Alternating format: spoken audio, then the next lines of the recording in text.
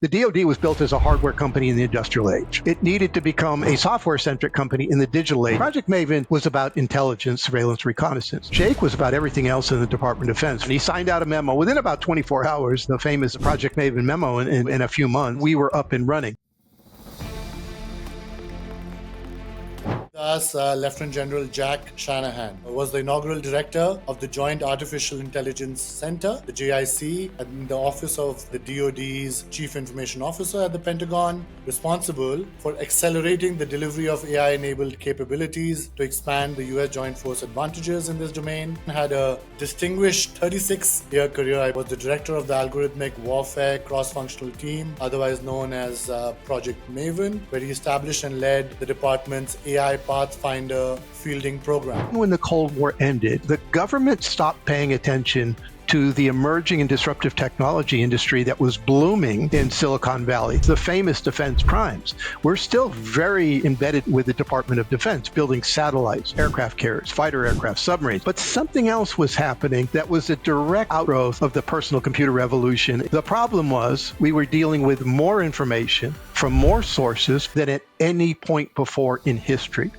And we had run out of humans to be able to deal with that workload. We went to the companies in Silicon Valley that were so far ahead of anybody else. They wanted to work with the government. There were instances, a lot of internal resistance within some of these companies like Google. What was the biggest challenges the DoD faced in bringing these two together? A couple of thousand employees in Google protested pretty vociferously about the project. And at the end of that, the contract ended. It was a canary in the coal mine for us. The East India Company was a trading company to begin with, and eventually starts to build out an army that comes into conflict with the British Crown. How do you see this relationship between these tech firms and governments panning out? These companies have become so incredibly powerful. The only thing that's missing right now is security forces, but they're beginning to have those as well in the form of private security forces or digitally cyber forces. They have become sovereign state-like in power. How much is too much power? Which are some of the firms in China that the work being done by the PLA? And there's no way any social scientist, political scientist, or historian 20 years from now can look back and say, oh, we were surprised by what China was trying to do. Their industrial policy in AI could not be more crystal clear. The talent level is extraordinary in India. It's an AI explosion ready to happen in India. Go to Bangalore and just see a thriving innovation ecosystem. It's remarkable.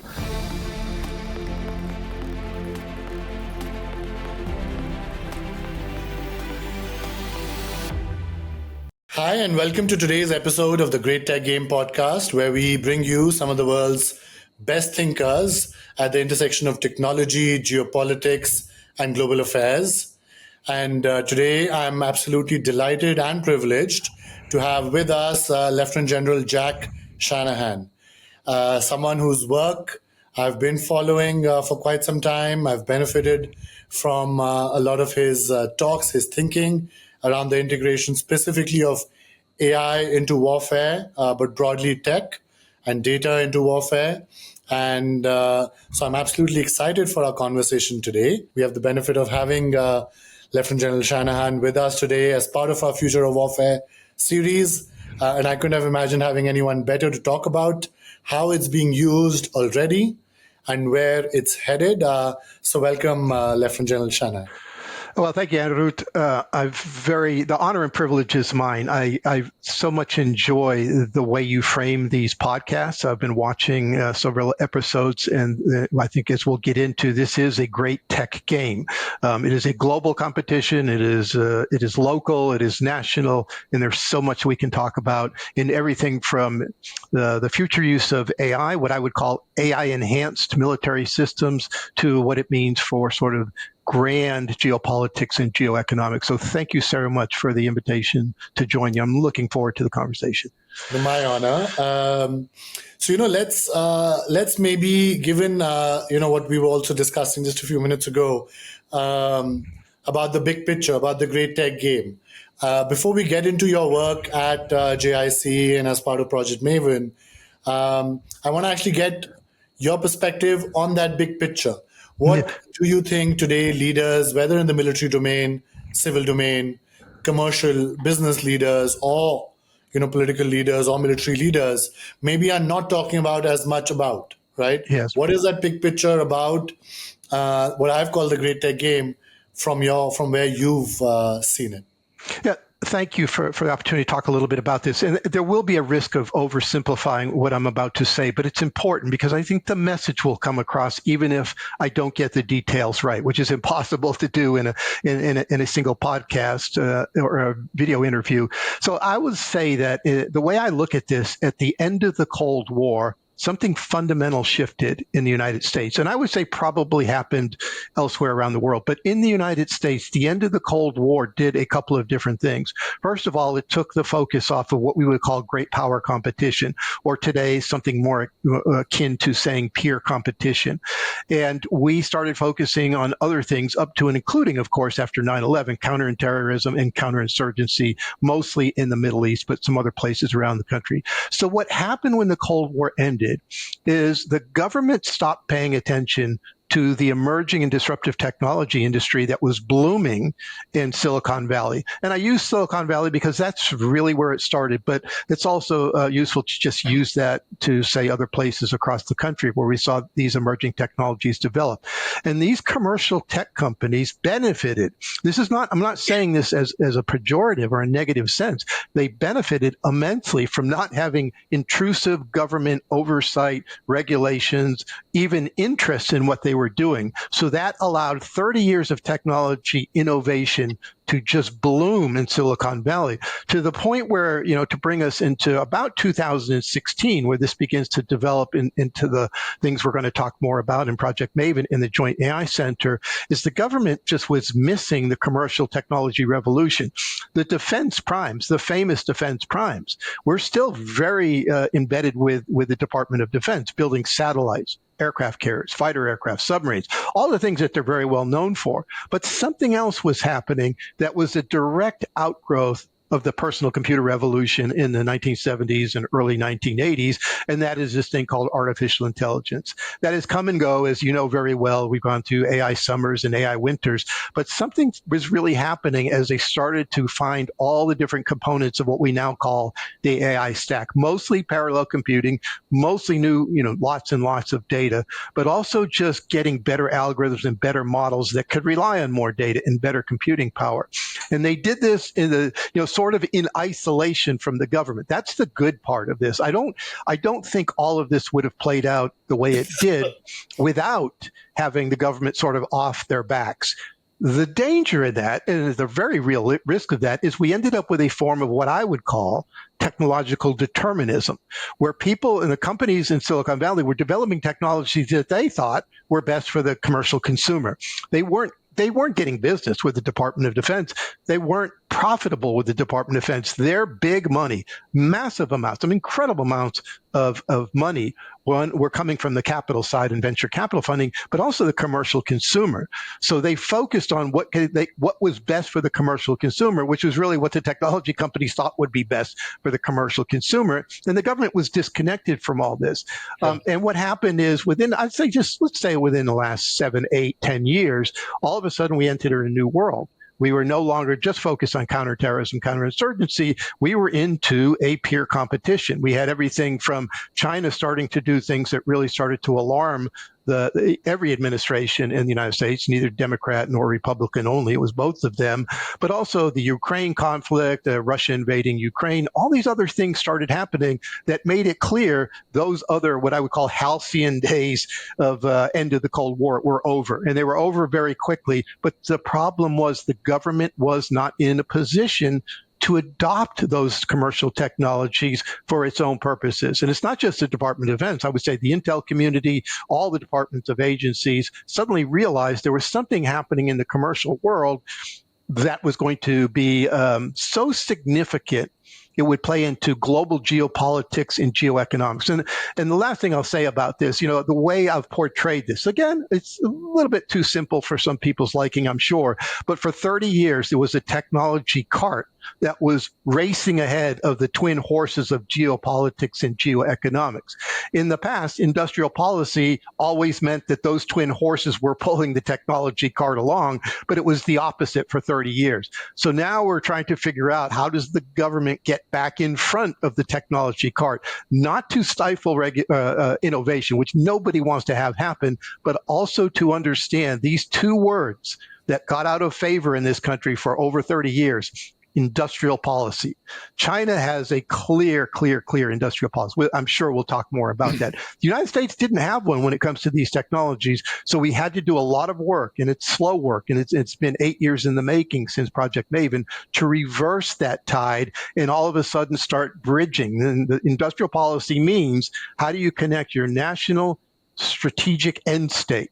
It's a technology end state, it's an economic end state, it's a military power end state. It's what's best for the country to the ways and means of emerging and disruptive technology.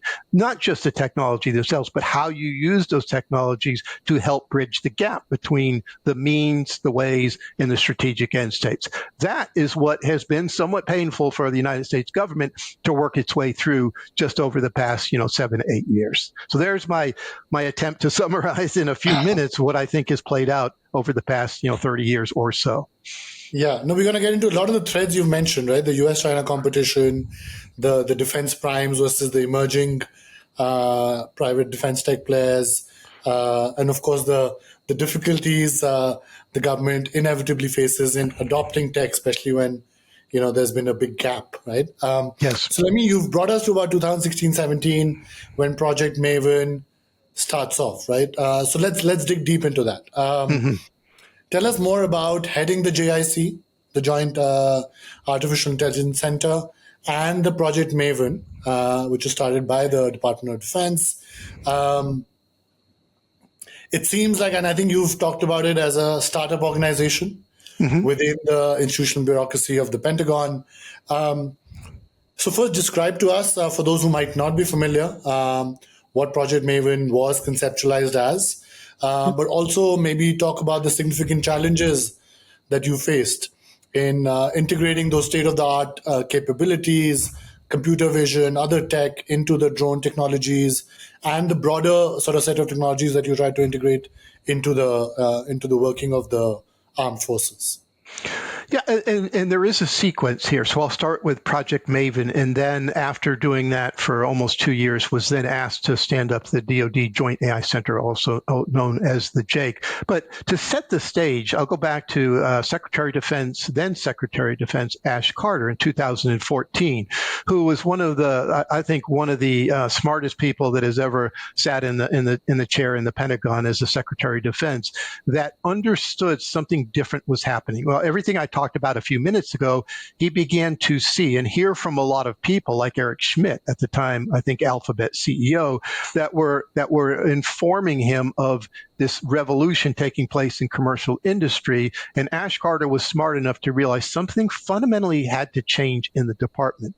So he signed out a memo that I think it's called the Defense Innovation Memo. And that was the genesis for standing up the Defense Innovation Unit Experimental, DIU-X as it was called then, now just DIU, so much further down the road.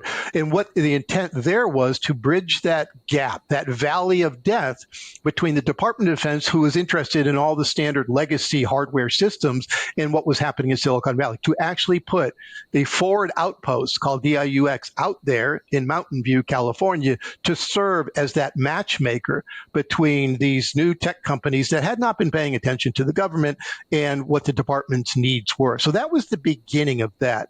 But more concrete, regardless of Secretary of Defense Ash Carter's memo, what I was involved in at the time when I was a 3-star general in the Pentagon in my final 5 years in uniform, I had a different job. This was not an AI job to begin with, but what I was doing was running a high-level steering group on intelligence, surveillance, and reconnaissance processing, exploitation, and dissemination, what we call PED.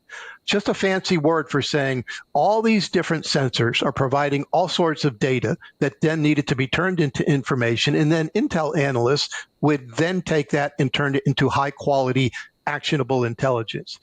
The problem was we were dealing with more information from more sources, from unclassified open source all the way up to exquisite classified intelligence, than in quite literal terms than at any point before in history. And we had run out of humans to be able to deal with that workload. So we met as a group of very senior people in our regular steering group and said, what do we do about this? Everybody recognized the problem was only going to get worse. Especially, we all anticipated at some point we're going to be coming out of the Middle East and shifting our attention elsewhere on the world. But the Middle East was not going away. So could we use something else to make up for the loss of people over years? That became the basis. So we had a meeting one day, and there was a Marine Corps colonel. His name is Drew Kukor.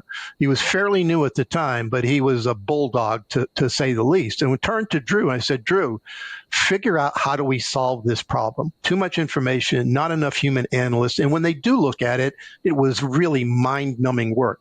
10 hours looking at video, maybe seeing 15 minutes worth of horrendous things that they then had to react to very quickly.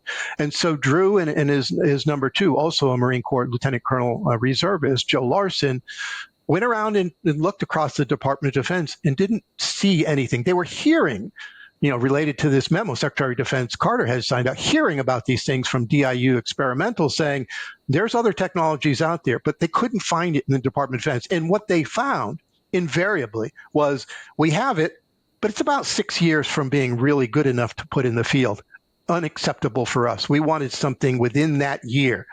Within 6 months, we wanted to feel something. It was crazy fast, but we had an idea of what that might be. So they couldn't find it in the Department of Defense. And so the two of them spent a lot of time out in Silicon Valley and very quickly, almost instantaneously, found companies, startup companies with CEOs that said, I think we have something that could help you called computer vision, artificial intelligence, but in this case, very specifically computer vision, machine learning, and deep learning, to then do just a couple of very basic things at the time. Detect objects, classify those objects, and then track those objects. This was, I would say, at best, sort of Wright brothers biplane state of the art back then. It wasn't very advanced, but for us, it was an epiphany. We had found something. So Colonel Kukor and Lieutenant Colonel Larson came back and said, okay, we've got it. We're going to put a little demonstration project together. We're going to show it to the number two in the department, Deputy Secretary of Defense Bob Work, who himself was focused. And maybe later I can get into the third offset, which was, for him, This was all about the third offset strategy. We brought that technology, showed a demonstration using, maybe 10,000 images, which was not nearly enough for the other things we were doing, but enough for a demonstration project. Showed the results to Deputy Secretary of Defense Work, who said instantly, got it. That's what I finally, everybody else says they're doing AI. Nobody is doing AI in the department at speed and scale. So you're it. And he signed out a memo within about 24 hours, the famous memo, the Project Maven memo, and 8 years ago in a few months, 2017, he signed it out and we were up and running. So Drew and Joe put together a tight elite sort of team to go and figure out how to bring these commercial capabilities, computer vision, into the Department of Defense, use departments. So they had algorithms already. They were using them for commercial purposes.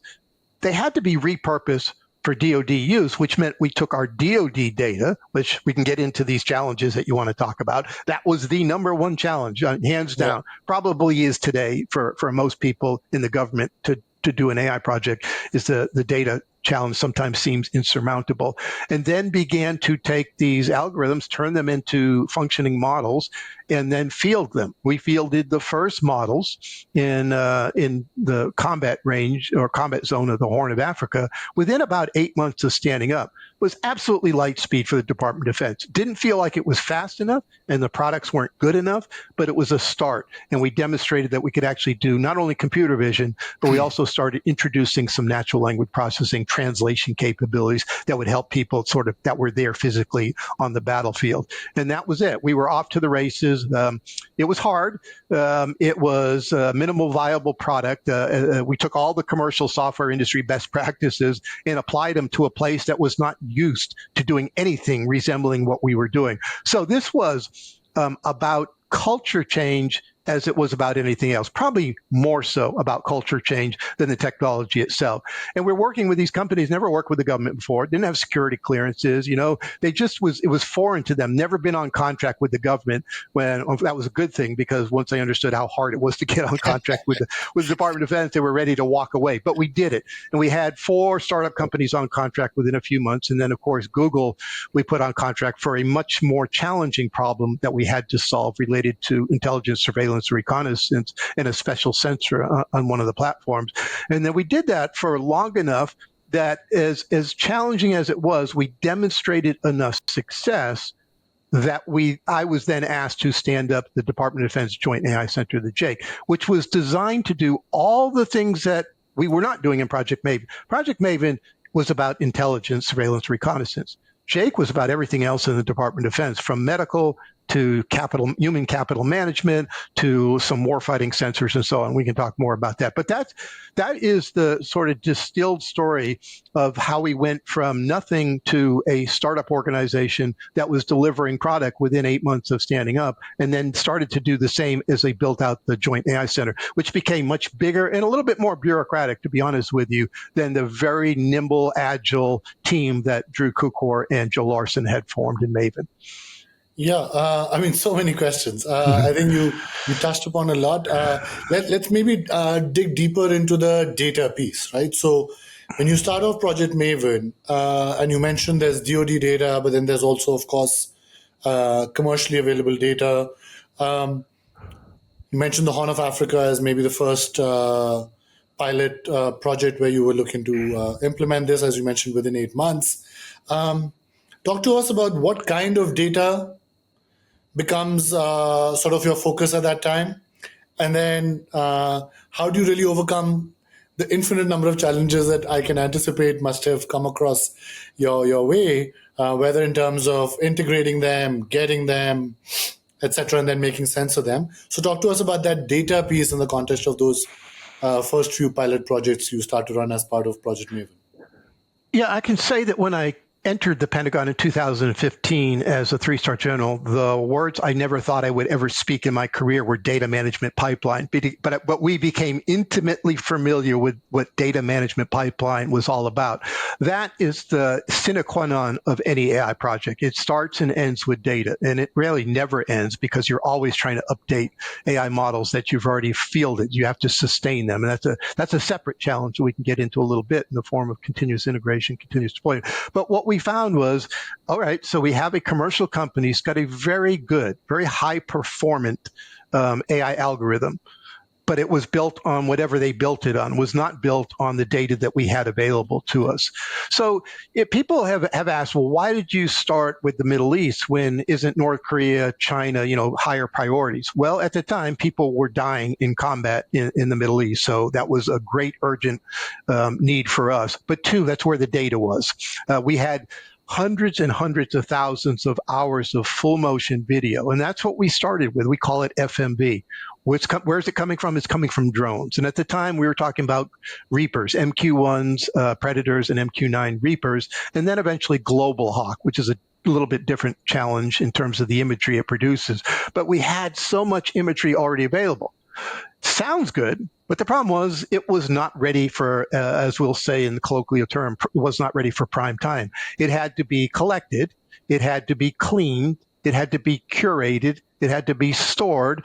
We then had to train the AI algorithm and turn it into an AI model. Then we had to do test and evaluation, and then we had to ship the product. All of those were by themselves challenging, but put all together exceptionally hard to put it all together. But it began with this data challenge. I think it's a little hard for some people to comprehend, but back in those days, those early days, they were taking a truck around to individual exploitation sites where the humans were doing this analysis, picking up cassettes, the equivalent of cassettes of video, bringing it back and having to do all that. That has changed a lot since then. I'm happy to report it's become a lot more automated, but it was a excruciatingly challenging way of getting the data preparation. That's why I say that anybody in government who gets excited about AI tends to be stymied by this data problem. Like once they learn what it takes to do all of this data cleaning, and then, as we found out, you also had to do data labeling. We had grand ideas about the Intel analysts that were doing the exploitation of full motion video would also become, just by nature of their day jobs, to be data labelers. It was exciting for about 30 seconds, and then it became quite not exciting when you realize how you had to label that. And I tried this a few times. I got in and labeled some data. It was so new, so novel. It was exciting for just a little while. Then you realize it was pretty hard work. So we ended up having to buy contracting support to do our data labeling. So you had to get hundreds of thousands of images, because that's what computer vision state of the art was at the time. 5 images, 40 images, 1,000 images, not nearly enough. So if you're trying to classify vehicles, buildings, and people, hundreds and hundreds of thousands of images required. So that meant hundreds and hundreds of thousands of labeling. And once you do the labeling, you need quality control of the labeling. And once you do the labeling, you have to do test and evaluation. All these things came together. And this is where I will say, people have strong opinions sometimes about Palantir as a company, but they helped build our data management pipeline. We didn't know what it looked like. We didn't know what the AI lifecycle looked like. The people in the DoD that had done some AI in the research laboratories were very good at it at extremely small scale, like hundreds of images, maybe one GPU, although we were challenged to find anybody with a GPU back then. And yet now we're talking about we need 200 and some GPUs to do the crunching on this computer vision model that we want to put downrange. So the data was available. It was hard to get the data. We had to get rid of 10 hours of scenery. Only 9 hours was worthwhile. So get rid of the rest of it, and then clean and label the data, and then get it prepared to training the model. And that's where the companies would work very closely with us, side by side with us, to take the DoD data, repurpose an existing AI algorithm, and turn it into this AI model. And they would be involved in the testing and also in the fielding. So this was the hard part. And I guess the final thing I'll say about this process was what we also found out as quickly as you could imagine. It was the underlying infrastructure in the department that was not established to be a digital company. You've probably heard me say this before. The DoD was built as a hardware company in the industrial age. It needed to become a software-centric company in the digital age. That transition is as hard or harder for the DoD as for every other major company that was never built as a digital company. Your Microsofts, your Googles, your Amazons, they were all built as digital companies. Every piece of data to them was a piece of gold, and they were built that way. Every click we all make on a website is more digital gold to them. We didn't have anything like that in place. So there's this digital modernization piece that was missing from the Department of Defense, still missing to some extent, although everybody has a much better idea of what it means to be digital modernized than they did in 2017 when we got started. But that's the crux of the data challenge. We worked hard to get our way through it. Many, many lessons learned. We did everything the hard way probably the first time around. Working with the commercial companies made it a little bit easier. But I'm glad to say, fortunate, that a lot of this has been more automated now than it was back in those early days. Yeah.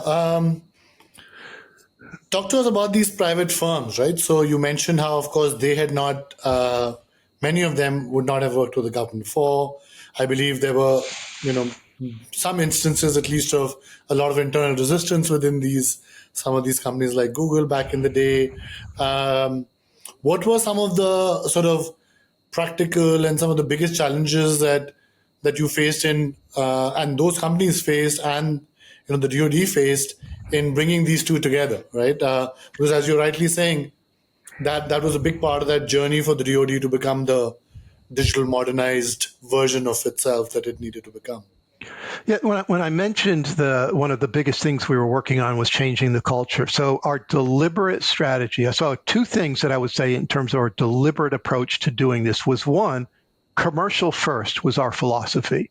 It was, we don't have the time to try to build this in the Department of Defense. The research labs, I'm never going to disparage them. It's just they didn't have what we needed in the time frame we needed it. Commercial companies did. So it was a philosophy of commercial first. The second deliberate strategy was not to go to the traditional defense primes, who were not really working on AI. That's not where their profit was coming from. Their profit was from an F-35. Be very clear about that, right? If they saw value in AI, they didn't see it at the time because it was billions, if not over the life cycle of an F-35, trillions of dollars at stake. It was not an AI solution. So we went to the non-traditional emerging and disruptive technology companies in Silicon Valley that were so far ahead of anybody else that we did not care. And in some cases, we actually went straight to the small startup company with 15 people in the entire company because they were willing, they were hungry, they needed cash on the books, they wanted to work with the government for the most part, and we were bringing them a different problem set than they'd ever seen before. It can get a little bit boring when you're labeling objects to be sold on a commercial website, Amazon or somewhere else. We gave them a problem set they'd never seen before. Combat operations in the Middle East, Afghanistan, Iraq, Horn of Africa, Syria, things like that. Wicked hard problem set, as we say. You had daytime, nighttime, good weather, bad weather, things you'd never be labeled in a commercial industry because it was related to combat operations. So we got their attention pretty quickly by one, coming to the table with offers of contracts, but two, giving them problem sets that were intellectually stimulating and demanding. So they enjoyed that part of it. These companies, we had a wonderful relationship. Not all of them were willing to advertise the fact they were working with the Department of Defense. There are different motivations. You got to realize 2017, we had a whole generation of companies and people growing up on the West Coast and elsewhere that never worked with the Department of Defense. And strangely enough, they no longer had relatives in the military. Their parents weren't in the military, grandparents were in the military. So they became disconnected from what the government was all about. And we're coming in and saying, hey, would you work with us? Some initially might have been a little reluctant. For the most part, almost exclusively good experiences in Google, I'll get to in just a second. They were all willing to do this. And I'm telling you, when I say they were great Americans, you fill in with any country, you would want to have these kind of people working in these companies. Great Indians, great Americans, great Chinese, doesn't matter. They were so willing to help us do what we needed to do, that they would come in on the weekends and help label data, do whatever to get their products up to speed. So I was very encouraging by that. Not all of them just wanted to talk publicly about it. We let them make that decision. We didn't talk about it if they didn't want to talk about it. The Google, we gave our hardest problem set. It was a sensor called the Wide Area Motion Imagery Sensor. It was on a drone that had no weapons on it. That seemed to get lost in the translation with some of the employees at Google along the way. But it was such a hard problem set because you could look at an entire city simultaneously and do that for 15 hours. No human could get through the data. We had statistics that said the human analyst analyzed maybe on a given mission 4% of the data. The rest just got stored, couldn't do anything with it. Well, all of a sudden we had a way of doing something about it to include backtracking and say, okay, an IED, improvised explosive device, blew up at this point at this time, trace it all the way back. Tell me where that vehicle came from. Tell me where the people came from and all that. But it was such minute pixel sizes. Nobody could do that other than the best software engineers in the world. And they were at Google. And Google, for their own motivations, which I can't speak for them, said, yes, we actually do want to work with the Department of Defense on this project. A shock to people because Google was seen as not wanting to work with the government with some minor exceptions. But all of a sudden, we announced a contract with Google and people woke up very quickly, including the defense primes, said, oh, what's going on here? What are we missing? The challenge with Google is the project was kept under wraps within the company. They didn't talk about it within the company. They had a relatively small, and for Google, relatively small, still pretty big, group of people working only on this project by volunteering to do so. They didn't force anybody to do it. But Google being Google, and go back to its days of do no evil, do no harm, some people in the company got wind of the project, and a lot of rumors began to build to include thinking this was about killer drones, which, as I said, there were no weapons on board of it. We weren't saying much because Google asked us not to say much. I worked for a Secretary of Defense named Jim Mattis, who didn't want people talking to the media about what was going on with any technology, never mind this cutting-edge artificial intelligence. So we ended up in a situation where a couple of thousand employees in Google protested pretty vociferously about the project. And at the end of that, the contract ended. So they didn't walk away early. They just decided they had to deal with, they had to that's a great term for it. They had to reset. And so at the end of the contract, they walked away. Little known to most people is they actually helped another company. They helped them with some of the intellectual property that Google had been working with us on to help us almost not skip a beat. I say almost because when you lose world-class software engineers, you lose world-class software engineers. We picked up the pace again with one and more companies over time. But that was a wake-up call. I always say, I said this, you may have heard me say it, and I'll never stop saying it. It was a canary in the coal mine for us. Yeah. It was a realization. Not everybody in the world was excited about working with the United States government, where we made some assumptions that were probably flawed about the willingness of some of these younger employees, especially, that had no experience with the military, didn't like the military, had lived through the Apple encryption episode. They had lived through Snowden. They didn't like what they saw and said, I'm not sure we want Google doing this sort of work. And so they did a reset and walked away. But overall, the experience has been very, very encouraging with all the companies we work with. And as you know, today, Google, of course, has invested a lot back into working with the government again. Yeah. So other than, of course, you mentioned Google, you've mentioned Palantir, what other kind of companies have now over the last few years been critical? As I see it, the perspective has changed, right? The Yes. perspective that I'm assuming, worked very hard to correct and inform where there was misinformation, etc. The perspective seems to have really shifted in favor of working with the government now. Yes. And so tell us maybe about the other kinds of firms that maybe have proved critical in Project Maven and maybe even JAIC. And also maybe as part of that, what other things were you able to do that has helped transition that perspective so dramatically, I would say? Well, I'd say one of the most important lessons from the episode with Google was lack of transparency.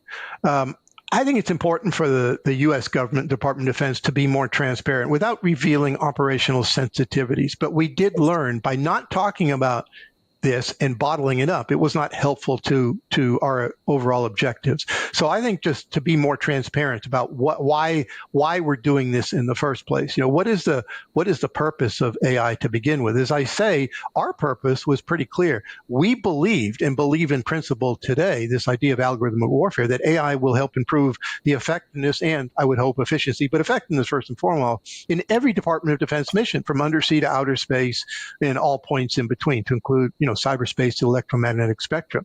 So this was a message we wanted to communicate. And so it took a little while for some of these companies to realize we were serious about it. It was a little difficult to work with the government, sometimes very difficult to work with government. But more and more, we had quite a few companies that were on in those early days of first Project Maven, but then at the JAIC to do all sorts of different things. And so it's not hard to appreciate that some companies would prefer to work on things that were less lethal in their outcomes. And by less lethal, I mean not weaponized. So working on a medical project on the Joint Pathology Center to digitize those slides and learn about potential COVID variants that you might want to build a vaccine against. Everybody wants to do that. Logistics, pretty much everybody wants to work on logistics.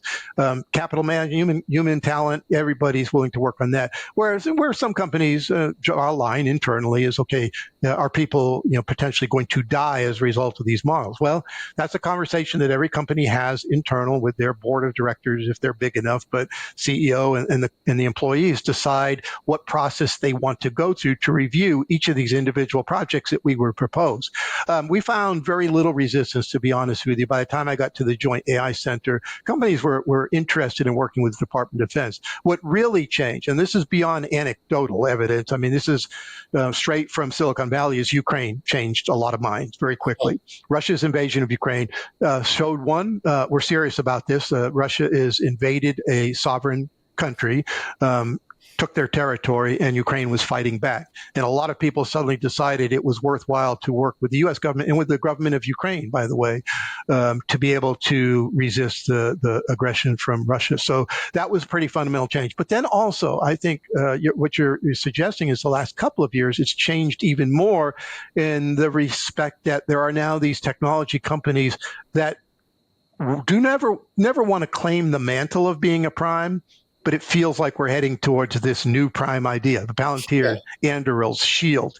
There are a lot of companies like that have built their entire business model around the national security side of the government, that have commercial interests and are making probably some money. But some of these companies have said, it's national security we were interested in.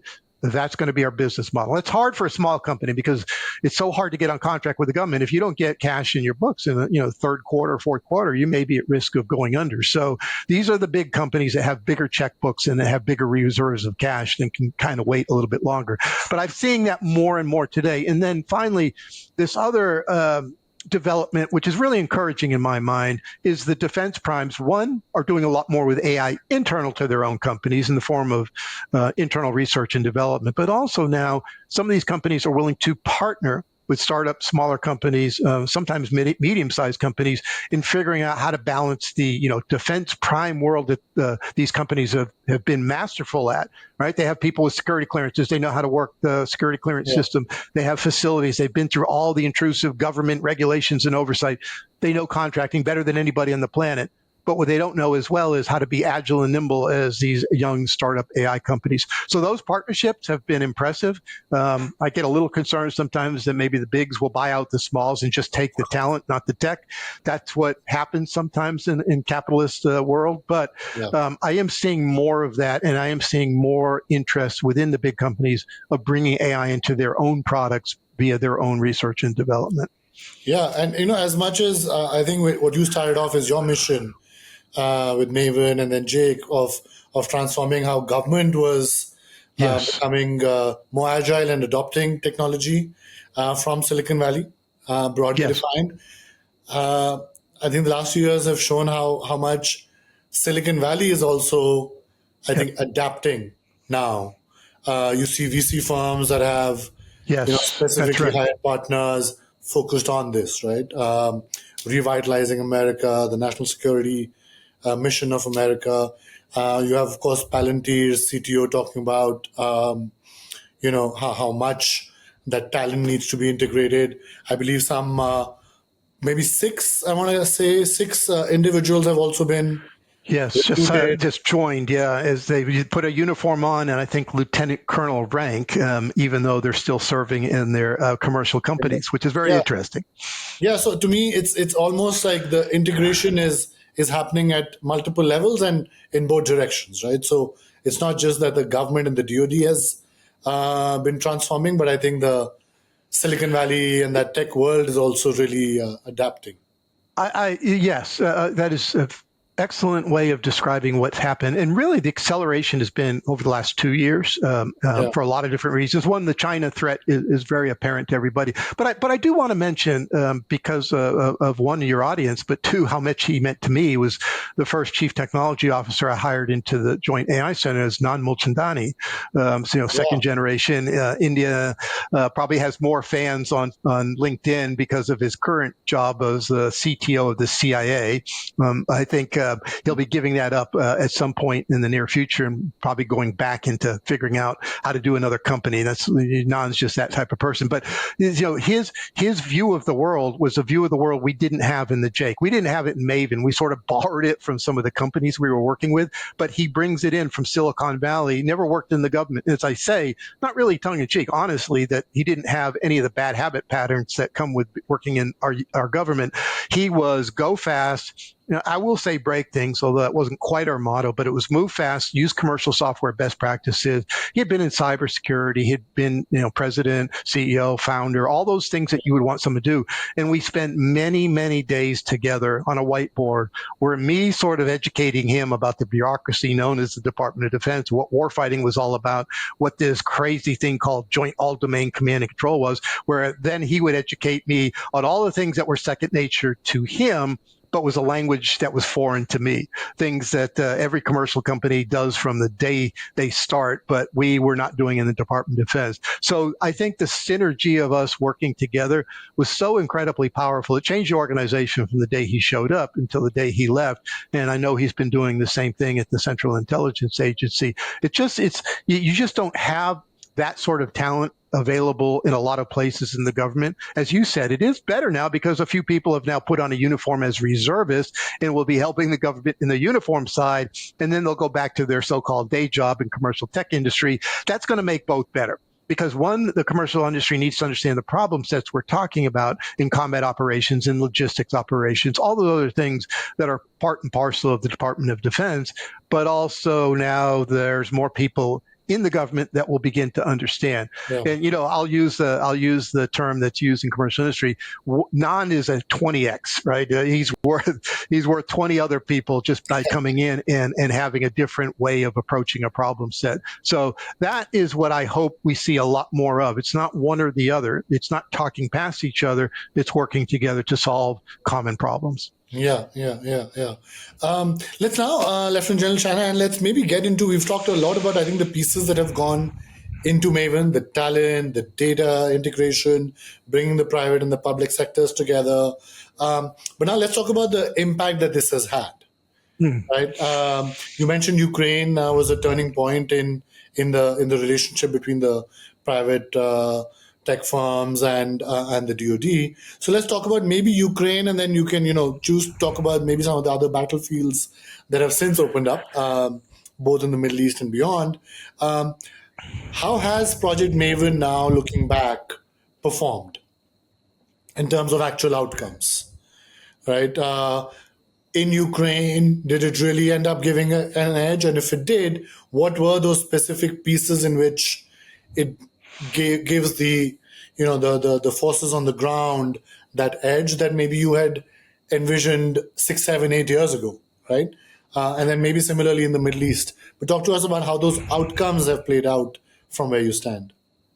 Yeah, so let's go back to sort of a quick strategic summary of this. Is Project Maven was the algorithmic warfare cross-functional team. Why did Deputy Secretary of Defense Bob Work call us that? Because we all envisioned a future which would be algorithm fighting other algorithms. I think we're closer to that now. Now, for sure, we were in 2018, and we're going to get a lot closer to it over the next decade. So really explain that in more layman terms for our audience. So AI, basically AI fighting AI at the speed of machines, and the consideration now is I don't even use the terms anymore. I know it's very popular, and I don't object to it. I just don't use it. Where humans on the loop, in the loop, off the loop. Those terms aren't always very helpful. What I say is we acknowledge that humans will all have a role, but where will that human role be most effectively applied? How and where and when will the human role be applied? Because if we envision a future of algorithmic warfare, AI against AI at the speed of machines, we could be moving so fast that one, humans can't keep up with it. Two, humans might not want to try to keep up with it, because if you're trying to defend against a cyber attack, I don't have time. I need the machines to do what the machines do best, and human intervention may actually be counterproductive. If, on the other hand, we're trying to bring a recommendation to the President of the United States on the launch of a nuclear weapon, I don't want any AI anywhere near that decision. It's exclusively reserved to a human, and for the United States, that human is the President of the United States. In between is where we would see a lot of this shift happening. It was very situation and context dependent. Machine make decision, human make decision, but a lot of times the human-machine integration is what we need to spend a lot of our focus on over the next decade to figure out how do we optimize the best of humans and machines. Humans do things really well in some instances, do things very poorly, and I could say the reverse of that is the case for the machines. So the algorithmic warfare was saying we understand this is a future that's coming.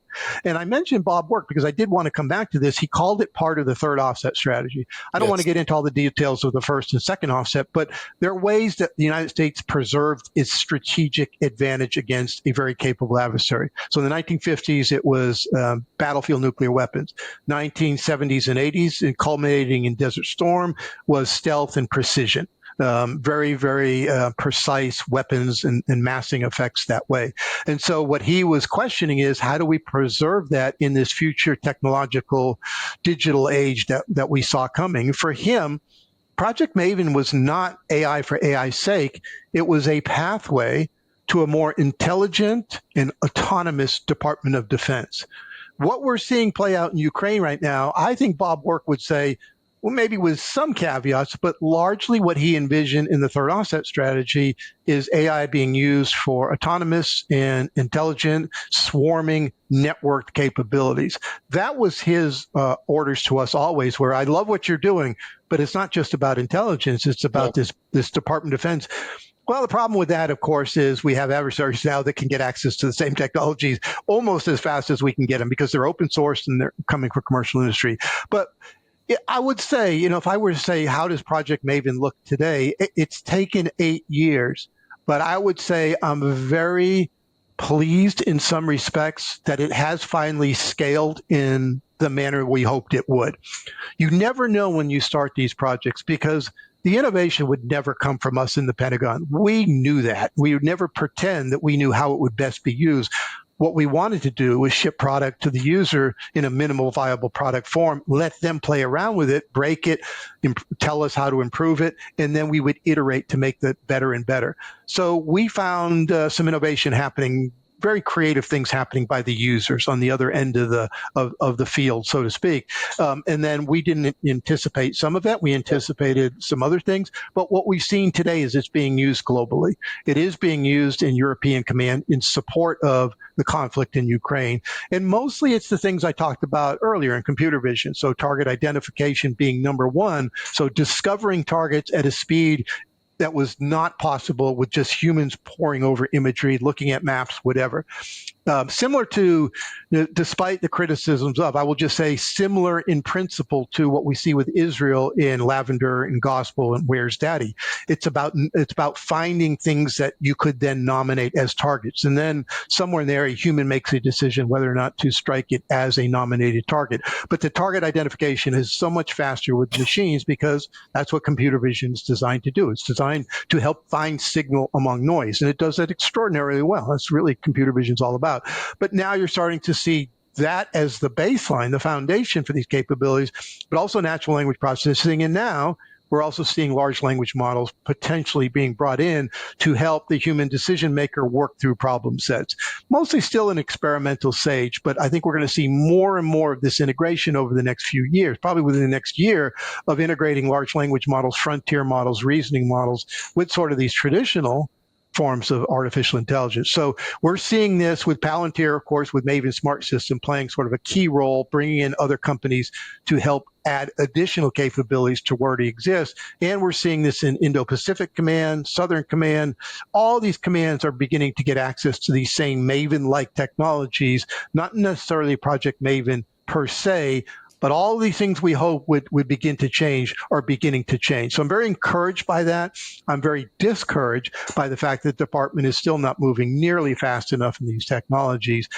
When you ask people, give me an example of an AI project on Department of Defense that is really moving fast and is scaled across the entire department or even the intel community, invariably the answer is Project Maven. There aren't many other great examples. Now, some of the other good things that are happening are just below the headlines. They're very mundane, helping with just as you use the three words that I have used, is augmenting humans, accelerating their work, and then eventually automating bits and pieces of it. Very deliberately use that word order because it's about augmenting human first and foremost. And then as it gets better and better, you start accelerating things. And then eventually you might be able to repurpose humans, not necessarily replace. The DoD is a big place. We need people, but we need the machines to do what machines do best. So we're seeing more of that begin to take place. I just would like to see a lot more of it. And probably the best example I can give you today is what we call the replicator program, which is accelerating the development, production, and fielding of unmanned, uncrewed, autonomous systems. They're not going to start with the AI built in with most of those. Some probably will in the form of computer vision. But over time, I think we're going to see more and more systems become AI enhanced. That, to me, is the powerful future that Bob Warwick was envisioning, is you got a hardware system. It's a tool. It's a carrier. It is there to serve as a vehicle for the software that you can keep updating based on changing operational conditions. That's an exciting and powerful future. There's the side that's able to do that the fastest, gains a competitive advantage in the battlefields of the future. The battle spaces of the future is just as applicable in cyberspace as it is to marine trench warfare somewhere in the Indo-Pacific. So that's what Bob Warwick was thinking about, is I need more autonomy, but I also need smart autonomy. So in general, I would say the lessons we're pulling away from Ukraine are not always 100% fungible. Of course not. They're going to be different in the Indo-Pacific in many respects. But here's what I see. I see smaller, smarter, networked, swarming, and either attritable or disposable either. We still need exquisite systems, as we saw in the strikes against Iran with B-2s. You need exquisite systems once in a while. But I also think we're seeing examples of what they call drone walls in Ukraine, where they're changing the software inside of these things probably by the day, if not by the hour, by incredible innovation by both sides. I will say Russia has caught up. They'll do an action and then Ukraine will counter it, or vice versa. So that part of warfare hasn't changed. It's an action counter action way of fighting. But that to me is what we're seeing. If we don't take some of these lessons in the Department of Defense and apply them very quickly, we're in trouble, because it is a different future. We still need tanks. I'm not saying tanks go away, but what's inside the tank will be so much more powerful if it's AI enhanced. Yeah. No, I think in a recent conversation with Shashank Joshi, who's a defense editor at The Economist, very good on this subject. Yeah. That I also really appreciated was, Shashank said that you cannot talk about this as an either or situation, right? You've got you need the high and the low. You need the exquisite systems, but then you also need to develop the swarms and the drones and the unmanned systems that you refer to. Let's talk about the US-China race in the military AI domain. Right? You mentioned, I think, at the very end of your last set of comments that if the US doesn't get it right, it'll be massively problematic. I'm assuming that's said partly in the context of China, but we can talk about of course the Middle East and Ukraine also. But talk to me about how you see the others responding now. Now, of course, the US has spent, let's say, Maven, JAIC over the last 8-9 years building some of these capabilities. How are the others faring? How's China faring on this? How rapidly are they moving? And in which maybe subdomains are they maybe moving faster than you anticipated, maybe faster than the US? Give us the lay of the land there. Well, it's a big topic, and I'll start by saying that the challenges of assessing where the United States is in this world of AI vis-a-vis China it's a difficult problem to untangle because of this dual use, dual nature role that AI plays, i.e. it's coming out of commercial companies more than it is in individual government organizations. And that applies to China as well, as we're seeing with some of their dragons, what's little dragons, big dragons. There's a lot happening in their commercial tech space as well. So what I've called for when I was in the government, and still talk about it today, is this idea of we need a much better technology net assessment between the United States and any other country. I'll say competitor, but adversary or even allies and partners. How are we doing vis-a-vis these other countries? We used to have an Office of Technology Assessment in the United States Congress, but Newt Gingrich killed it. It needs to come back, or something like it, because it's much more difficult to say, I can no longer count missiles. I can no longer count bombers. I can no longer count nuclear weapons the way we're used to counting them. We're talking about GPUs. We're talking about AI talent, PhDs. Yeah. It's just harder to do that than in the hardware side of the house. And you may be hiding capabilities we don't know about. So that's the starting point, is we need a better net assessment. I also don't like the terminology of AI arms race. It is an AI competition and it is an AI race. And it sounds like that's a semantic difference, but to me, it's a significant difference. It's not always about arms with AI. In fact, it didn't start with arms. It is being used for all sorts of different things as a general purpose enabling technology. So it is a competition to the United States and China in AI. Reasonably could say that it is a race, but I just resist a little bit the arms race framing of it. But there's no question. I mean, there's no way any social scientist, political scientist, or historian 20 years from now can look back and say, oh, we were surprised by what China was trying to do. Their industrial policy in AI could not be more crystal clear, beginning with 2015 or even maybe a year or two before that. And then the big 2017 new generation AI development plan. It laid out in just clear terms what China wanted to do with AI for its entire society, but also for its military. But of course, it's not going to say publicly much about the military, but it laid the groundwork for industrial policy, and they're living up to their own strategy. That's what I talked about, the importance of it, linking strategic end states with ways and means. They're doing that. So when I say, how are we doing against China? I don't know. It depends on what element of the AI stack we're talking about. Is it data? We have certain advantages. they may have certain advantages. We had hundreds and hundreds of thousands of hours of full motion video from the Middle East. They do not have hundreds and thousands of hours, other than maybe people jaywalking in Beijing. It's a different set of data, and it's not quite as fungible as you think it would be for AI. In terms of compute, well, they're getting access to a lot of very high-end compute. The export controls are making it harder for them to get access to the most cutting-edge chips, but they're also being very creative and innovative in working their way around those restrictions, as we saw with DeepSeek R1 and maybe even R2 if it's out yet, or R3. So that's okay. Now we talk about PhDs, papers published. China, no doubt, they're moving ahead in that space there. Cloud compute versus on-prem, all these other things add up. Now, energy becomes the next big thing. I will say, in my general way of talking about this, is to say the PLA is trying to do with AI everything the Department of Defense is doing, and it's hard. I would say I've no hesitation whatsoever in saying they're probably experiencing all the same challenges we experience in the Department of Defense that any military globally will experience. We're trying to do AI at scale. It's hard for all the reasons we've been talking about. Do I think they're trying to solve those problems? Absolutely, positively, yes, of course. They're going to get a lot of government assistance, a lot of government intervention. I think just like we talk about civil-military fusion, they are doing a lot in this area. Junmin Ronghe, civil-military fusion is just as applicable for them as it is to the Department of Defense. So now it comes down to, and this is what we're getting at, is the side that can adapt the fastest and keep adapting, sort of being agile on the fly, will gain a competitive advantage once the fight starts. Before the fight starts, I think we're also trying to show an element of deterrence. Our capabilities are so impressive, you do not want to go to war against the United States. They're trying to do the exact same back to us.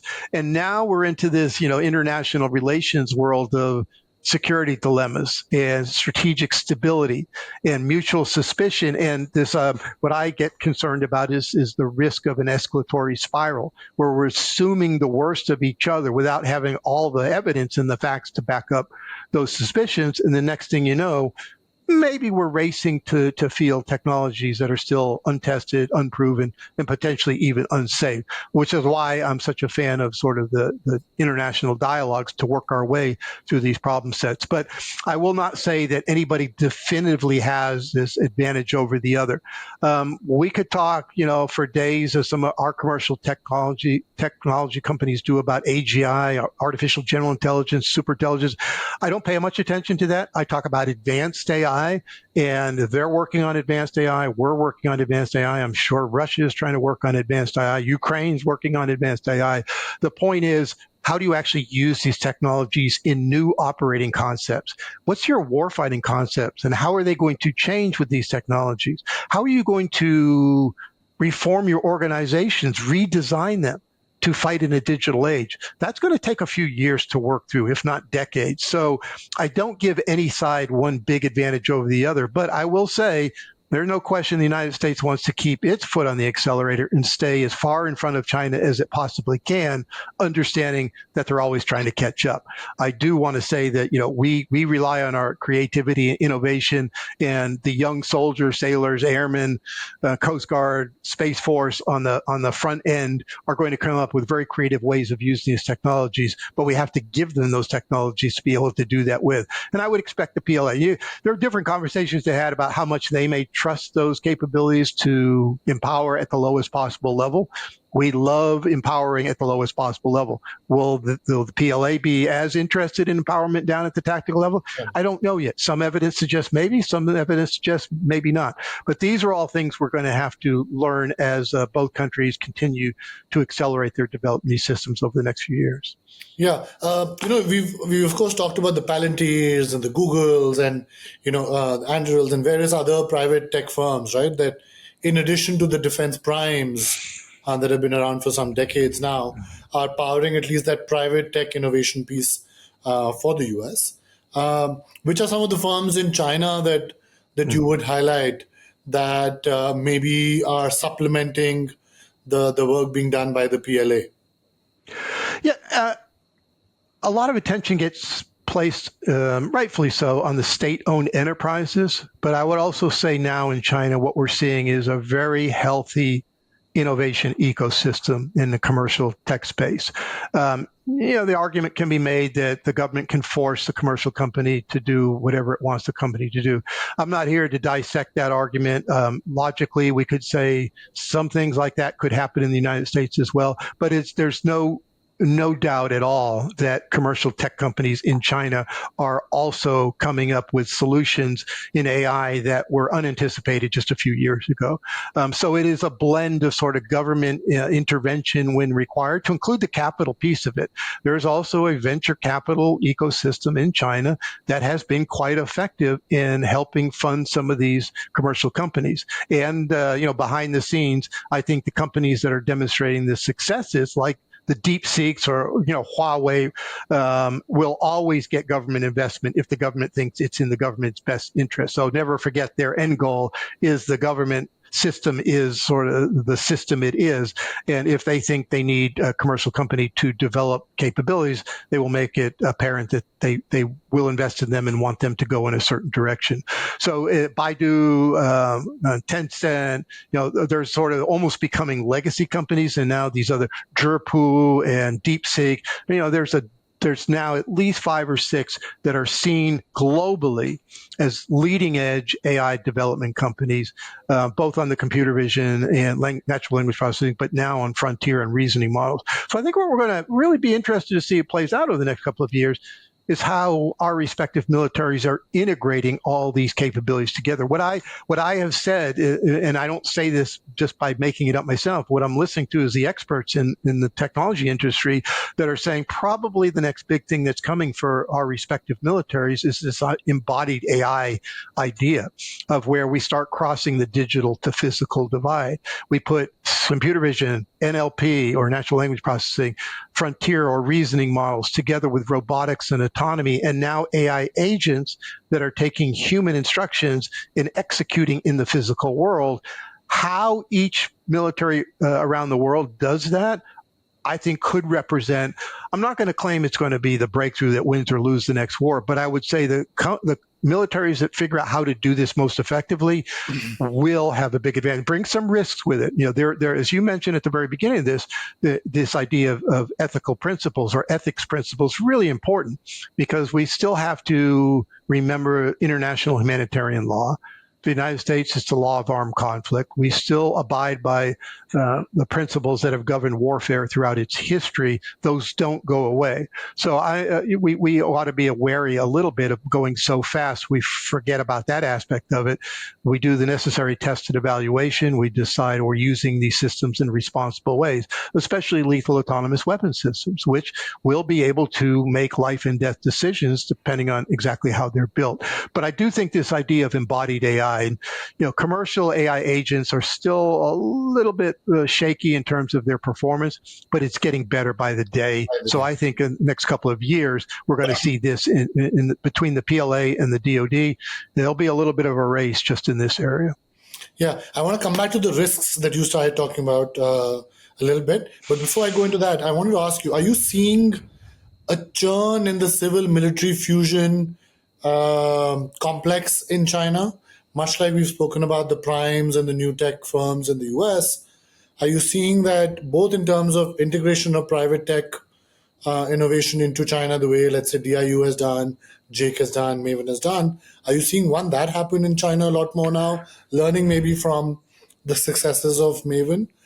Plus, Are you seeing a churn in their traditional tech firms that the government and the PLA was relying on for innovation and tech innovation?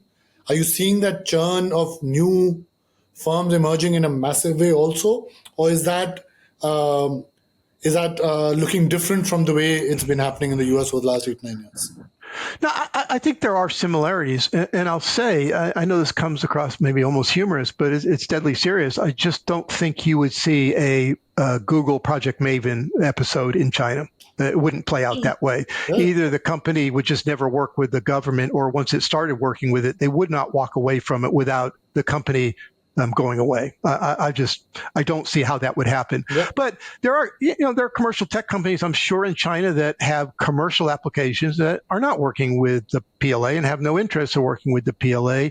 But those that do generally seem to be very interested in that kind of work. I can only go so deep on this because I don't. I rely on the experts, but it does seem like there is a certain level of enthusiasm to do the things, just like we saw with our startup companies. We're seeing startup companies willing to work with the government because of the problem sets in a very patriotic, very nationalistic view of, hey, we do want to help our military deter, and if deterrence fails, to fight and win. I mean, you can transpose those from the United States to China. So I do see that being some similarities, but I also think at times the government can come in with a little bit of a heavy hand and say, look, your technology is too important to leave to sort of just the Darwinian aspect, and we're going to step in and make sure that the company succeeds. As you could make a pretty strong case for Huawei over the years that have done it that way. But it's also interesting, I'm sure you've seen this and others have talked about it, just within the last year to 2 years, Xi Jinping has made pretty clear that tech companies are back in favor again. Yes. For a while, it was industrial growth, productivity increases, all the things on hard manufacturing. And as we saw with Jack Ma get a little bit crosswise, or a lot crosswise with the government, went away for a few years. Now he's back. And as we saw Xi Jinping hosting these events where all the tech company CEOs were front and center, in the front row, and having these conversations with the president about how important was technology. So to me, what I see happening is, one, yes, manufacturing in China is as important as it's ever been. For a lot of different reasons, this is about productivity growth. But now a recognition that emerging disruptive technologies will play a central role. Back to our either or, it's both. It's both manufacturing prowess in the form of, in this case with China, positively massive growth in robotics and autonomous systems within the manufacturing industry, within just industry in general in China. And you could assume that the PLA is also interested in autonomous systems like we are. But how do you make that better and better? How perform those robotics better and better? By bringing in artificial intelligence into it and blending in even these frontier models. So you're putting it all together. So to me, this is a clear sign that a little bit of the downside that happened over the past few years, we're now seeing a very strong interest at the highest levels of government in the importance of these technology companies to the future of China, to include the solving they're not going to quite solve, but to help address their demographics challenges. Why do you need a lot more autonomous systems? Because you have a demographics challenge. It's not a problem that can't be solved. I think they're going to solve it partly by autonomous systems that become smarter and smarter. So I don't know. There's all sorts of videos now. I watched one yesterday on the 3-on-3 humanoid robotic soccer game in China. Amusing to see some of the failures, but to step back and say, are you kidding me? You're playing a soccer game with humanoid robots that was impossible a couple of years ago? Pretty impressive results. So we're seeing a lot more of that happen in China, very strongly buttressed by the government interest. So it's a different environment than it was just a couple of years ago. And I think we're going to see continued interest in making the right companies succeed. And, whether the bad ones go away, I don't know. I think there is that aspect of it that does happen in China as well. But do you expect companies like Palantir, right, and the role they have played, for example, in the US, do you expect a similar role to be played by private tech firms sitting outside of the PLA in the Chinese context? Or do you expect that the Chinese will say, no, for this kind of bringing together of everything, right, that situational awareness piece on the battlefield, we want that to be sitting within the PLA, and we don't really think we can rely on private firms to continue to do that? It's an excellent question. I don't have a complete answer. My sense is, again, from the people that are true China watchers, is that you might have some of both, that you might have commercial technology companies bidding on contracts, coming up with successful contracts that they're selling these capabilities to the PLA without being brought into, the broader state-owned enterprises or some other way of enforcing, that they can only do this kind of work. So I believe it's some of both. If it is a capability that I hate the word by itself, but I'll use it, game-changing technology, we might see a very different approach by the government to say, okay, you're no longer a public company, or at least you're not going to talk about your capabilities. We're bringing you into the inner sanctum, so to speak, and you're going to work on these technologies. Just like we would see in some of our work, you may end up with capabilities that are so classified and exquisite, nobody's going to hear about those capabilities outside the government. So yes, I think you could see that and probably have that happening as we speak. But I also think there's an awful lot of commercial technology that is being sold to the PLA just as part of their business, like we see with companies in the United States. Yeah. Let me move to India a little bit. We've spoken at length about the US and China, and that, obviously these two countries are the leaders in AI broadly, technology broadly, but also I think the military applications of AI. But, you've spent some time, you visited India, on a few occasions. Give me your net assessment, so to say, of the Indian use of military AI. How have you perceived the thinking evolving in India on the use of military and AI? And of course, the domains and the contexts might be very different to the ones that the US faces at a global level. India, of course, deals more with regional adversaries a lot more than adversaries, far away. But give me your next assessment of where India stands in this context.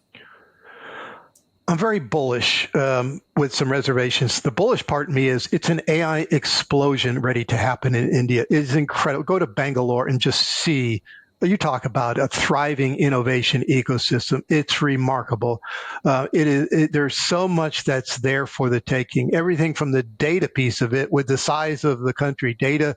The challenge will not be finding data, it will be finding the right kind of data and then getting it ready to go. But the talent level is extraordinary in India, as I saw on my visit, but as I've just heard from people that have grown up, lived, worked in India for many, many years, say it's just waiting to happen. The reservations, I would say, is the bureaucracy is getting in the way. As I think anybody from India will say, yes, we have a little bit of a problem with bureaucracy, which is why so many CEOs of United States tech companies have backgrounds from India, either directly or one or two generations, because they get away from that bureaucracy, come to Silicon Valley and be willing to start up companies. But that's the reservations part of it. The bureaucracy has to adjust. There has to be a way to allow this innovation ecosystem to thrive and to do these kind of things that we know are already being done. They're just being done by the outsourcing aspect of an American tech company to places like India. Why does it need to be outsourced? Happen within India. And I would include the Indian military. What I heard on my visits there were an enthusiasm for moving forward into this digital age, but maybe not of a full appreciation of what it would take to get it done. And how do you find the right kind of Marine Corps colonels that will come in that will be supported? One of the things I always talk about when we talk about culture changes is the number of things that have to happen in our Department of Defense. And it starts with having a vision and alignment and empowerment from top to bottom in accountability, responsibility. Those would have to apply to India as well. But is it possible that you can find those kind of people and let them get supported by their superior officers all the way up to the equivalent of our Secretary of Defense and to the President, all the way to New Delhi? I mean, all the pieces that need to fall into place. And I hope that happens. As we talked about, I work very closely with retired Lieutenant General Ravi Panwar, who is such a forward thinker on AI, knows what needs to be done, but I think gets probably as frustrated as I used to get about the speed of bureaucracy and as opposed to how many obstacles have been taken out of the way, how many obstacles keep getting put in the way of people trying to get this done. So I think there's so much that is going to happen in India, and maybe look, I'm not there, so I can't speak for anybody in country, but maybe the recent conflict with Pakistan, as limited as it was, will be a little bit of a wake-up call about technology and figuring out not just individual technology, but integrating those technologies in new and better and different ways that must include AI enhancements to them. Yeah. No, I think as I was mentioning, we had the honor of having Lieutenant General R.S. Ravi Panwar on our podcast a few episodes ago, right around when that India-Pakistan standoff happened. And incidentally, even when I was writing my own book, The Great Tech Game, a few years ago, he and I spent a lot of time talking about how tech will shape the future of war, at least in a country like India, but also globally. So I agree with you, and I second, your appreciation of his forward thinking on some of these concepts. And I think one of the key things that he mentioned in that podcast was, to some extent, what you mentioned, which was that there are new operational concepts that the Indian military will have to really think about, Yes. and then see where will these technologies really plug in to develop these in an integrated manner, right? You cannot think of them as very separate or distinct, but will be critical. And of course, I think the cyber piece is something you and I have not touched upon, is also something that he highlighted. Yes. So I'll take that opportunity to also ask you about how the cyber domain has evolved in your view, and what role has AI now played in both the cyber offense and the cyber defense piece. And Ravi, I would call him much more an expert on the cyber side, being in the Signal Corps and PhD in computer science. We've had conversations about this, and we've talked about it in our Track 2 dialogues on AI. This is one of those areas where it is to be fully anticipated that we will have more and more AI in the cyber side. And I think cyber defense first and foremost, because as I was getting at earlier, we may be at a point where you don't have time for humans to react to, let's say, a cyber attack against your critical infrastructure. I need to move at the speed of algorithms. So I may bring in AI in very quickly into the defensive side.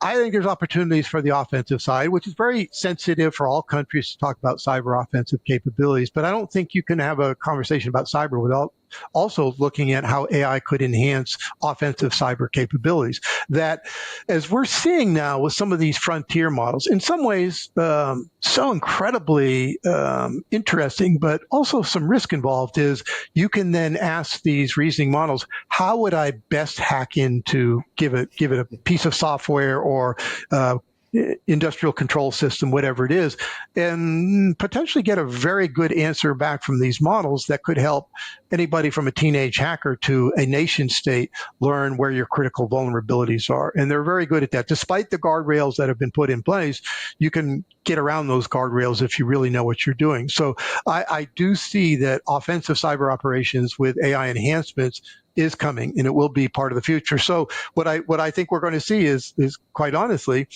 AI enhanced offense against AI enhanced defense, and we're back to the algorithm warfare, machines fighting machines and trying to get around the obstacles put in their place, at the same time trying to defend their own with new capabilities that are put in. So to me, this is one of the probably the most promising aspects of AI in military operations over the next few years, but also potentially one of the most risky, because these things can get away from you, but without understanding the second, third, fourth order effects of doing this action. Go back to the original attacks of Stuxnet in Iran. Well, you expected it to have these very limited localized effects. Worked until somebody plugged it into another machine. Next thing you know, you've affected industrial control systems. That we ought to think very hard about in terms of the ramifications of these cascading effects and even emergent behaviors, which Ravi and I have talked about. He calls it online learning. I tend to say, emergent behaviors to be more aligned with sort of the natural world idea of emergent behaviors against human systems or animal systems. But I think we're going to see things like that as we have more and more AI capabilities connected to each other, and now AI agents doing the work of humans. Very quickly, we could see that spiral into places we're not going to be comfortable with unless we've put in place ways to mitigate those risks. So this is about risk mitigation as it is anything else, which means you have to understand the risk, which is also challenging. Yeah. We could do a whole podcast on the risk piece here. Yes. But there's a slightly different kind of risk, macro risk, that I actually want to get your views on, right? We've spoken at length about the private tech firms today in our conversation. I think they're becoming increasingly important in the defense. I think you saw it in Ukraine, companies like Microsoft and Starlink being critical, etc. And that's probably true on the Chinese side also, as we've been discussing. One of the things I talked about Lieutenant General Shanahan in my book was this idea of the tug of war between private tech firms and states.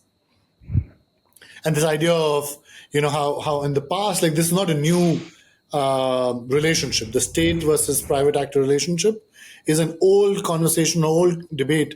In the Indian context, one can talk about the East India Company back in the day, and Yes. Crown, the British Crown, etc. And a lot of history there, a lot of unpacking that I did in my book about that.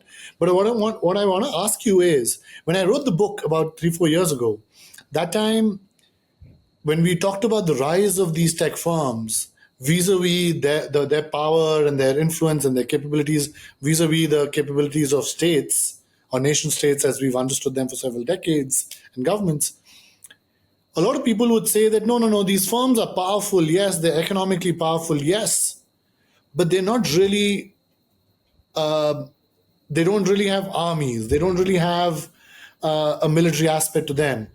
And historians that I've spoken to on this podcast also, who studied the East India Company, have talked about how the East India Company, of course, was a trading company to begin with, and eventually, then to protect its economic interests, starts to build out an army, and then becomes a geopolitical player, a ruler, etc. Then, of course, comes into conflict with the British Crown at some point. All of that to say, how do you see this relationship between these tech firms and governments panning out? Right? Of course, they're very useful, as you've also talked about, to governments, to the DoD, and you can say this around the world. But now that these firms almost have armies of their own, cyber armies, they have solid capabilities. Do you worry about the interaction of these two entities, the private corporation and governments and armies, militaries? Is that something that on a macro level we need to be thinking maybe a lot more about? Because of course the military domain has been a very clear domain that the state has always said, no, this is our domain, right? Currency is my domain, right? But it seems like those lines are really blurring. This is one of the most important questions to address over the next few years. Honestly, I've written about this, thought about it, spoken about it. They have become sovereign state-like in power in so many different ways, and they're global companies. It's no longer localized to sort of United States. Or Google is a global company. Microsoft is a global. Apple, I just finished reading the book Apple in China. It's a fascinating, yet kind of an alarming story about how Apple's roots were so deep into China for the past 20 years. To be able to pull out now would collapse the company and probably collapse the economy because they're so deeply entangled in there. And it may not be in the United States' best geopolitical interest to have Apple so deeply rooted into China. So this idea of back to as we talked about at the very beginning, this 30 years of sort of this, we were going in divergent directions between these technology companies and the rest of the government. We're paying the price for this right now. These companies have become so incredibly powerful that in some respects, as you were saying, the only thing that's missing right now is security forces. But they're beginning to have those as well in the form of private security forces or digitally cyber forces. Yeah. How much is too much power? I think that's what we have to get back to in this country is this idea of industrial policy. Love the fact that you're a $1 trillion company with global business, but maybe all of those interests are not in the best national security and economic interests of the United States of America. So what do we do about that? And that will meet with enormous resistance from these companies, as it has in the past. But something has to happen, or else we're going to see a continued divergence of interests between these companies and governments. And I think you could make the case, and probably any advanced country around the world would have the same conversation about what, how much is too much power and what's not enough power in terms of you still want these companies to have enormous, global influence. That is, innovation itself is a form of hard and soft power. We have to recognize that. So there are benefits to having these companies globally as well. It's very good for American industry. It's good for influence. It's good to learn from other countries. But the danger is we look at the nation state as inevitable. It's not It's that not. new of in the time of humans being on this planet, it's a microsecond That's right. equivalent, microsecond. And could we actually see something go in the other direction? My answer to that is we could. I don't see it yet, but let me give you two scenarios. Let's say there's a cyber attack against any country that takes down all the critical infrastructure, and the people of that country get just frustrated with the government's ability to protect them because they've lost food, they lost water, they've lost heating, cooling, whatever it is, and they start forming their own malicious services. You could make a fairly decent argument in this country. We see militias forming in this country for many years. They don't have this sort of power. But that's one way I think that people could start getting frustrated about the ability of the nation state in the form of the federal government or its equivalent is to protect them and to give them the things that they're expecting the government to give to them. Or let's say a swarming drone attack somewhere in the capital region, which is almost to me an inevitable outcome over the next few years. And people feel like nobody's protecting us anymore. We're going to form our own counter drone army. We're going to do it as individual citizens, or Microsoft decides that we can't afford to attack against our plant somewhere around the world. We're going to form our own security forces, protect it. And now you start bringing in capabilities that we would say are exclusively reserved to the nation state. They're no longer reserved to the nation state. We don't understand, I don't think yet, the full implications and ramifications of that. People like Ian Bremmer have talked about this, for a few years, very cogently saying, this is what we think is coming. What are you going to do about it? So I think we have to start drawing some lines to understand government, academia, industry, integration, cooperation is very effective and should be strengthened in almost every case. Beginning to split off one part of that and saying, we're not getting what we need out of the government, we're going to figure this out on our own, is very dangerous. But it also brings in other ramifications, like if a company says, no, we're very happy with our global operations, we're not pulling out. That's right. What do we do about that? So I think you're so spot on in thinking about this. And I don't have the answers, but I say it's a question we need to keep asking and address at this very high level in all these companies. And that's a dangerous future if all of a sudden individual citizens feel like, I'm going to get protected better by company X than I will by my own government. That can go to places we don't want to necessarily see play How out do you over the expect next. states to respond, right? I mean, like, as I was mentioning, the example of the British Crown versus the East India Company, at that time, 150 plus years ago, the British Crown just simply says, okay, we've had enough. Yeah. You've been useful, but it's time for us to take over. Yes. Yes. A scenario like that to become more common case? So, yes. So here's a conversation that's happening in our country right now. I would say it's a nascent discussion, but it's going to go very quickly because I think we all see that this is coming faster than some people may have anticipated. The idea of what the book by Arthur Herman called Freedom's Forge. What is Freedom's Forge 2.0 look like? What does the arsenal of democracy look like in the digital age? Those are questions we have to address right now because we don't know the answers to those questions. A word that I never used in public while I was doing all my AI work in uniform was nationalization because it's such a verboten term. But what's not nationalized industry, but what's something that gets the effects you're looking for by doing what you just said? The government said enough is enough. I understand your commercial interests, but I also understand our economic and national interests are at play here.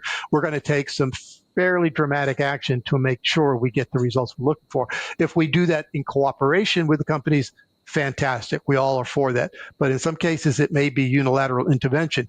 I would rather have that conversation right now. Just like I said, I would rather have Google have happened with Project Maven when it did, not in the middle of a conflict. Let's have an honest conversation right now. And if companies say, I'm never going to do that, okay, then we understand from the beginning that's not your bailiwick. But when we're talking about the world's biggest technology companies, it's a different conversation that must happen because we need to understand who's in. And if you're not in, what is the government going to do about it? It's absolutely necessary conversation that must play out on this idea of what does it look like? It's not World War II. I'm not going to pretend that those days are those days, but the fact that most people didn't realize that industrial mobilization in the United States really began around 1933 to 1935, not in 1939 or 1940. It was already underway. It just dramatically accelerated once the war started. What does that look like now? Do we say, I'll tell you what, Shield AI, we're going to pay you not to build drones, but to have the capacity to build 1 million drones. Keep doing what you're doing, but we're going to pay you for unused capacity, because if we tell you to build it now, it'll be obsolete a year from now. So set aside some amount of your manufacturing capacity to be ready to go on a moment's notice, and we'll pay you for that in peacetime. No, that's a conversation that's not been happening lately, but probably needs to happen. Yeah. And one of the other key things that I think will be critical, there's two aspects of it. There's, let's say, US government, US private firm, but then there's, let's say, a European government and a US private firm, or tomorrow, smaller nation elsewhere in the world and a US private firm, right? So there are two dimensions at least, like host country, host company, versus foreign country, foreign entity. And I feel like one of the things that will be critical for both foreign governments in that scenario and for, let's say, the US government or the US company is to really promote competition and not be reliant on one firm. Yeah, right? That's fantastic. The more you're reliant on one firm, in any domain, it could be drone manufacturing, it could be space satellite services, it could be tomorrow undersea cable repair, you name it, right? Any aspect of this evolving nature of warfare, I think the more you depend on one company, the more you'll really have a very hard time navigating this relationship that we're talking about. I could not agree more with you. In fact, this is why I do, with all its flaws, the capitalist system, the free market system is pretty good at this, like compete many companies against each other. Some will make it and some will not. When I say industrial policy, people get very nervous about, the government's going to try to pick winners and losers, which never works out. Yeah. But it's not about picking winners and losers. It's say, here are the 10 most important technologies to the future of the United States. We're going to figure out through the Chips and Science Act as probably the best recent example, we're going to invest in that. And it's going to come with its flaws, but it's going to say, this is so incredibly important to the country. This is where we're going to put our money. Now, who's going to compete for that money? All right, let's have at it. May the best companies win. And I say companies because it shouldn't, as you're saying, ever be one company. And it's also, as you said, it's so right to talk about what happens with foreign companies in all these different countries as well. I am going to use a term that people might not enjoy hearing, but I think Apple and Tesla can be held hostage in a moment's notice in China right now. It would not take much for China to say, as they've done with other companies, thank you for everything you've done for us, and you helped us grow our own manufacturing capacity. Bye-bye. See you later. Yeah, see you later. And how do we deal with that as a government in the United States? Yeah. No, this has been fascinating. I could keep going on, but I know I've taken up a lot of your time. So thank you for being generous with that time. Lieutenant General Shanahan. We end every podcast with two questions, two quick ones, simpler ones as I see them. One is, for people interested in these kinds of topics that we've today discussed, and we've covered a lot, books that you'd recommend for people to read. And the second question would be podcast guests that you'd recommend we bring on. Well, on books, I'm going to give an answer maybe a little counterintuitive, but it's my life right now. I spend probably the first hour and a half of every morning catching up on Substack posts by experts in this field of everything from AI as a technology to somebody like Henry Farrell, who's a political scientist that's saying we need to think more deeply about these subjects.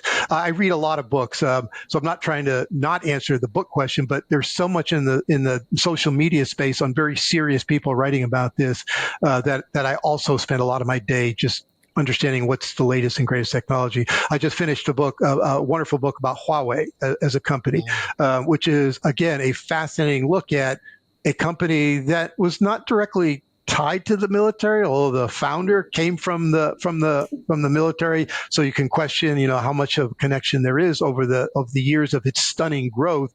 But also the one I just finished a couple of days ago was Apple in China, which brings in so many different aspects. It's a very entertaining book. Just like Chip Wars by Chris Miller that's an important book to be talking about in terms of the geopolitical implications of these technologies. And then so those were the ones I most recently have finished. Yeah, but we had Chris on the podcast a while ago. We had not Henry, but we had Abe Newman.